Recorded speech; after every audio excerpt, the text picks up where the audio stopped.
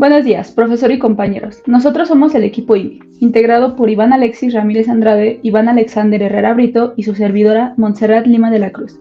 El día de hoy nos complace presentar el desarrollo, modelado y ensamble de nuestro proyecto final, un clutch multidiscos completo para motocicleta Vento, elaborado en la plataforma Autodesk Fusion 360. El propósito de este proyecto no fue únicamente replicar geométricamente en un software CAD, sino experimentar el flujo completo de un proyecto de ingeniería real. Llevamos la teoría de las 9 prácticas de laboratorio a un componente mecánico automotriz crítico, analizando sus tolerancias, su cinemática y su documentación bajo estándares normalizados. Para trabajar de manera óptica, creamos un repositorio estructurado en Fusion 360 y Google Drive, llamado Proyecto-DMI-Equipo IMI. Esto nos permitió dividir los componentes en las subcarpetas de diseño base, modelos de sólidos y conjuntos finales, asegurando que los tres tuviéramos acceso a las mismas versiones paramétricas. Nuestra primera fase comenzó el 11 de abril de 2026, fuera del software.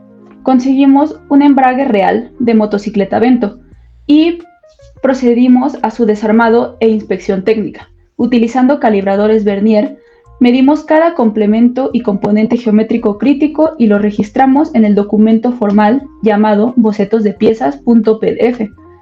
Esta ingeniería inversa fue indispensable para comprender las sutiles variaciones de dimensiones y tolerancias antes de trazar la primera línea en formato digital. Ahora le cedo la palabra a mi compañero Iván Alexis para presentar el proceso de modelado. Muchas gracias, Monse. Bien. Básicamente, al trasladar dimensiones físicas a la interfaz de Fusion 360, aplicamos rigurosamente los principios de las prácticas 1 y 2, con el nombre Geometrías Básicas y Creación de Croquis. El reto principal, pues básicamente, fue el control absoluto de las restricciones geométricas como regla estricta de diseño en el equipo. Nos aseguramos de que cada trazo cambiara a color blanco, lo que significa que es un croquis totalmente restringido. Evitamos por completo las líneas azules, que representan grados de libertad flotantes. Así garantizamos que el modelo fuera paramétrico y editable desde la línea de tiempo. Pues básicamente tenemos que para la construcción de los sólidos tridimensionales escalamos el conocimiento de las prácticas 3 y 4, proyecciones y modelado 3D. Clasificamos las piezas en 2 familias, componentes de revolución y componentes de patrón. Elementos de simetría como el valero, el anillo y la tuerca de seguridad se generaron mediante operaciones de revolución alrededor de ejes centrales con vaciados internos. Por otro lado, geometrías complejas repetitivas como las aletas de la campana y los dientes de los discos de fricción se lograron modelando una entidad base y aplicando patrones circulares externos, además como exactos, porque pues básicamente necesitamos tener una cosa fija para estos tipos de discos.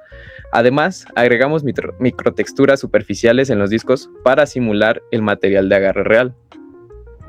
También, pues cinemática y operación. Mecánicamente, es fundamental entender cómo opera este sistema en el mundo real para comprender su diseño y su funcionamiento más a fondo.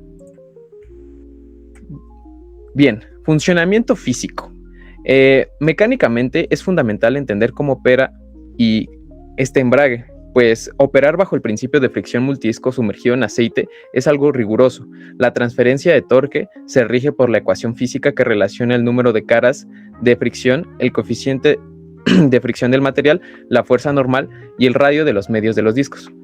En este estado de reposo, los 6 resortes del embrague ejercen una presión constante sobre el plato opresor, manteniendo contactos y juntos los discos de fricción y de acero.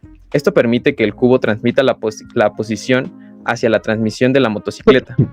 Al accionar la palanca, la varilla impulsora empuja el valero, básicamente venciendo la resistencia de los resortes, separando los discos e interrumpiendo el flujo de potencia de manera limpia. Como bien, esto fue mi parte, le cedo la palabra a mi compañero Iván Alexander, que pues básicamente explicará un poco más a fondo el ensamble y la documentación final. Bueno, muchas gracias, Iván. Ahora yo voy a hablar de lo que fue la creación del ensamble. Pues principalmente lo que hicimos fue utilizar la función de joint dentro de Fusion 360, siguiendo las metodologías de la práctica 5 y 6. Estructuramos mediante subensambles lógicos para optimizar el rendimiento del software.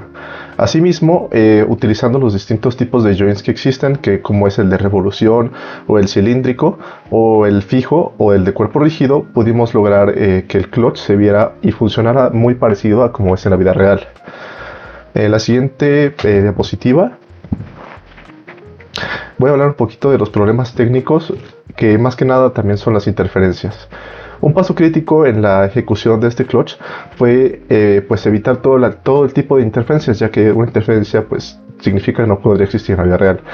Por eso pues tratamos de corregir sobre la marcha y alinear los bocetos de cada una de las piezas para lograr estructurar un clutch unificado y que no tenga ningún tipo de interferencias al momento de cortarlo en el plano sagital o en el plano horizontal.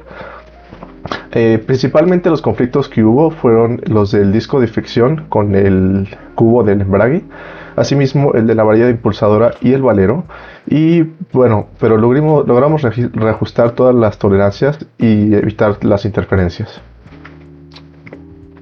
Ahora, para la fase 5, documentación y planos. Para la documentación técnica final correspondiente a las prácticas 7 y 8, diseñamos una plantilla personalizada bajo estándares de ISO normalizados A3 y A2, cosas que ya se habían hecho en las prácticas anteriores y que el profesor nos hizo el favor de enseñarnos. Asimismo, nosotros personalizamos nuestra plantilla con nuestro logo del equipo, el equipo IMI. En el archivo final, el plano de ensamble, lo que hicimos fue incorporar, pues primero que nada, una vista general del clutch, asimismo como el explosivo y una vista de corte del clutch. Y después de eso, lo que hicimos fue colocar los planos de cada una de las piezas. Finalmente, aplicando la práctica 9, entramos al entorno de animación para generar la vista explosiva del clutch. Y pues una vez teniendo la animación, lo que hicimos fue generar el plano a partir de eso. Igualmente, utilizamos cantidades exactas y especificaciones como la tornillería M6, pero estas no se pusieron en el plano ya que no se tienen que indicar.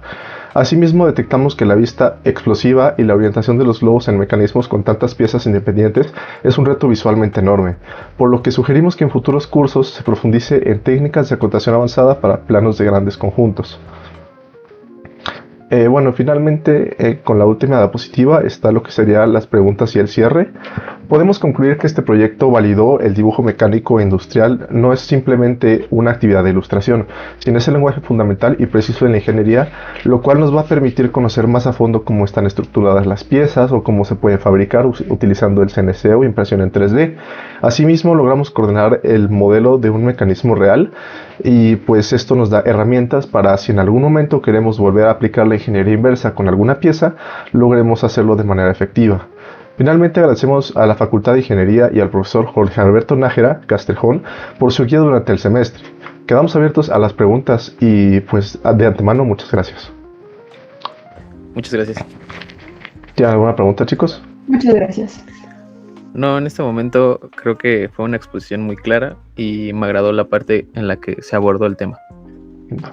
A mí también me gustó mucho la parte del proyecto y la forma en la que fue tomado con tiempo cada paso y fase. Pues con esto concluimos. Muchas gracias. Gracias. Gracias.